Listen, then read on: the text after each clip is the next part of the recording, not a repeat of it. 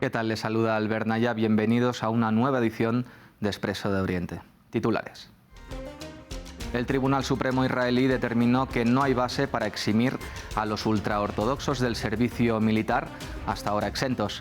El fallo judicial amenaza con dividir al gobierno de Netanyahu y forzar la celebración de nuevas elecciones. Tenemos análisis. Y en medio de las amenazas de guerra en Gaza entre Israel y Hezbollah, desde France 24 les haremos un repaso de los acontecimientos históricos más relevantes en las relaciones entre ambos. Las desavenencias tienen su origen en 1948, fecha en que se creó el Estado israelí. Les mostraremos esa cronología. Y en Turquía el gobierno de Erdogan se ha decantado como defensor del pueblo libanés y su ministro de Exteriores ha acusado a la parte grecochipriota de ejercer de base militar para atacar Gaza. Comenzamos. Una orden de la Corte Suprema israelí que puede significar un antes y un después. El tribunal dictaminó que los judíos ultraortodoxos deben servir en el ejército, hasta ahora exentos de esta norma. El tribunal además ordenó retirar la financiación a cualquier escuela religiosa cuyos estudiantes no cumplan con los avisos de reclutamiento. La sociedad se muestra dividida ante una medida que no se había aplicado en toda la historia de Israel. Estudiar el Torá no es una cosa nueva. Eso ha mantenido a la comunidad judía por miles de años. No demandamos nada más que estudiar el Torá. Debe quedar claro. Y lo digo claramente, ningún estudiante del seminario será reclutado.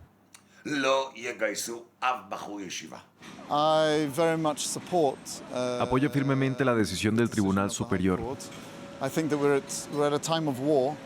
Creo que estamos en tiempos de guerra y en tiempos de guerra todo el mundo tiene que asumir su parte. Israel no tiene suficientes soldados y los ultraortodoxos tienen que asumir un papel en el futuro de este país. Y parte de ello es luchar por lo que todos creemos. División en las calles y también en el Parlamento. Benjamin Netanyahu y su partido se mostraron en contra de la decisión judicial, pero su formación gobierna en coalición con dos partidos ultraortodoxos que ya han amenazado con abandonar la coalición a raíz de la decisión del tribunal, lo que decantaría la balanza hacia nuevas elecciones. Por su parte, el ministro de Defensa, Yoav Galán, ha apoyado la participación de la comunidad ultraortodoxa en el ejército, lo que arroja más divisiones en el gabinete. Netanyahu, por lo tanto, ahora deberá encontrar la fórmula para confrontar el fallo judicial o aprobar leyes que restablezcan estas exenciones. Ante la incandescencia política interna que vive Israel, saludamos a Said Chaya, experto en Oriente Medio, y lo primero que vamos a preguntarle es si con la orden judicial Israel puede estar al borde de unas elecciones. Bueno, la impresión por el panorama que estamos viendo es que sí, digamos. A ver, Benjamin Netanyahu está atravesando una etapa muy crítica, no solo desde el punto de vista de su coalición interna, en función de las últimas noticias que hemos tenido, sino también de la presión internacional que está sufriendo por parte de su principal socio, que es Estados Unidos, y también de la opinión pública israelí, ¿no? Fundamentalmente de los familiares de los que todavía están secuestrados, a los cuales le ha podido mostrar muy pocos éxitos. Entonces, increíblemente ha logrado sobrevivir todos estos meses a pesar de las presiones, pero da la impresión de que el cerco de alguna manera se está cerrando, ¿no? ¿Cómo afectarían ahora mismo unos comicios en los que los sondeos dan a Netanyahu por perdedor en un contexto de guerra en Gaza y posiblemente también en Líbano?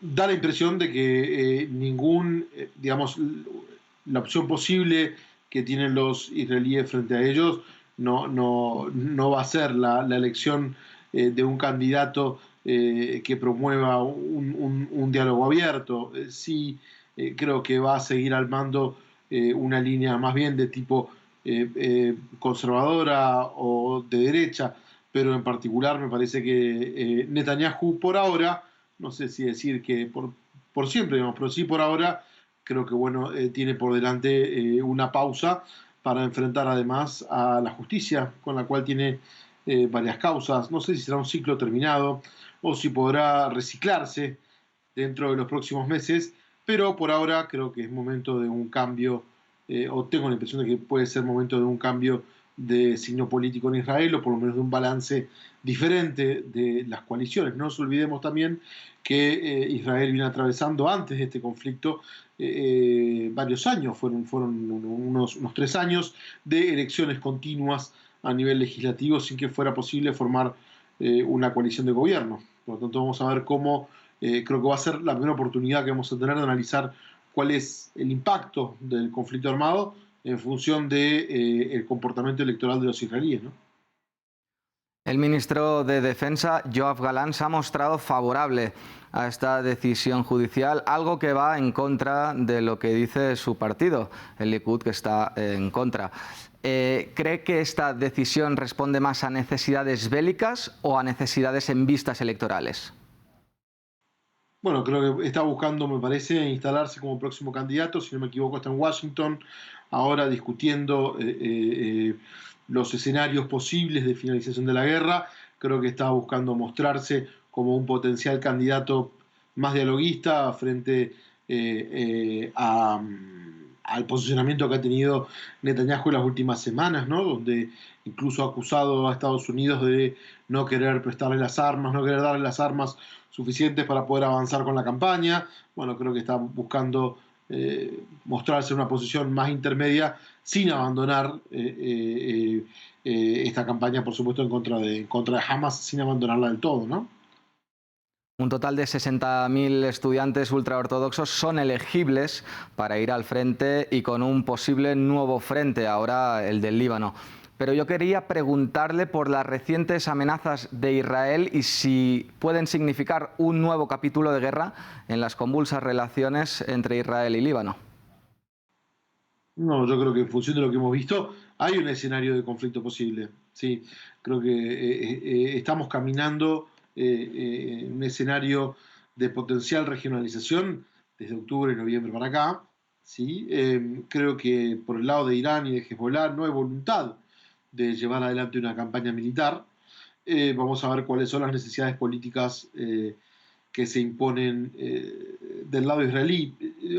Honestamente creo que Netanyahu tiene la convicción, más allá de la coyuntura política, tiene la convicción de que este es el momento en el cual puede avanzar y dar este tipo de golpes. O sea, cree que Irán está en un momento de vulnerabilidad, cree que la opinión pública internacional con respecto a Israel nunca va a estar peor. Entonces, bueno, este es el momento, ¿no? para actuar. Creo que él lo cree realmente. A esto, independientemente de la posición política interna, doméstica, que acarrea Israel. Por eso hay que estar muy al tanto y ver cuál va a ser la posición que va a tomar.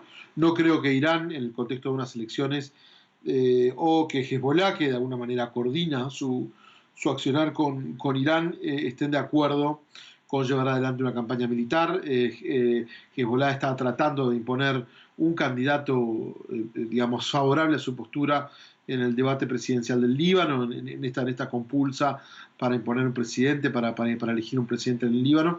Por lo tanto, no creo que esté en su intención, digamos, llevar adelante un conflicto a gran escala.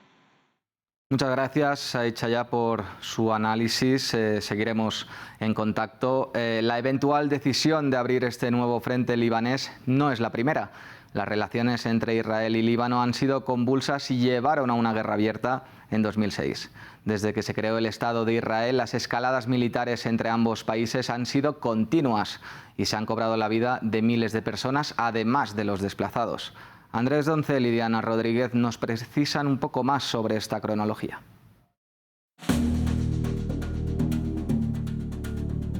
Las guerras entre Israel y Líbano han sido parte de una serie de conflictos más amplios en la región del Medio Oriente. Tras la creación del Estado de Israel en 1948, varios países árabes, incluido Líbano, declararon la guerra a Israel. Las confrontaciones terminaron con un armisticio en 1949, pero sin un tratado de paz definitivo, tras lo cual Israel consolidó su independencia y Líbano y otros países árabes no reconocieron al nuevo Estado. En respuesta a los ataques de la Organización para la Liberación de Palestina, desde el sur del Líbano, Israel lanzó una invasión a una gran escala en junio de 1982 con el fin de expulsarla y establecer un gobierno aliado. La invasión condujo a la ocupación de Beirut Occidental y a la eventual retirada de la OLP de Líbano. Sin embargo, también dio lugar a una ocupación israelí prolongada en el sur del Líbano y al surgimiento de Hezbollah como fuerza militante y política. Durante las décadas de los 80 y 90, mientras Israel mantuvo una zona de seguridad en el sur del Líbano, Hezbollah llevó a cabo una guerra de guerrillas contra las fuerzas israelíes. El desgaste de este conflicto fue tal que en el año 2000 Israel se retiró unilateralmente del sur del país. En junio de 2006, Hezbollah capturó a los soldados israelíes en una incursión transfronteriza, lo que desencadenó un conflicto a gran escala. Israel lanzó una ofensiva aérea y terrestre en Líbano, mientras la milicia chiita disparaba cohetes hacia el norte del territorio israelí. Tras 34 años de conflicto, se llegó a un alto el fuego bajo la resolución 1701 del Consejo de Seguridad de la ONU. El conflicto dejó una devastación considerable en Líbano y significativos daños en el norte de Israel.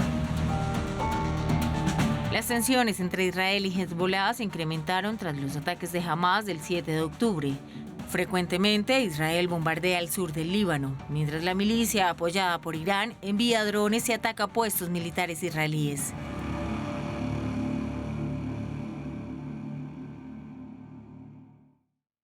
Y mientras la escalada dialéctica amenaza con tornarse bélica, Turquía, históricamente defensora del pueblo palestino, se ha decantado también del lado libanés. El presidente Recep Tayyip Erdogan, que suele abanderar el liderazgo de los países islámicos, también quiso ser claro con la postura de su país en un posible nuevo frente que envuelva al Líbano. Turquía está al lado del fraternal pueblo y Estado libanés. Invito a otros países de la región a solidarizarse con Líbano.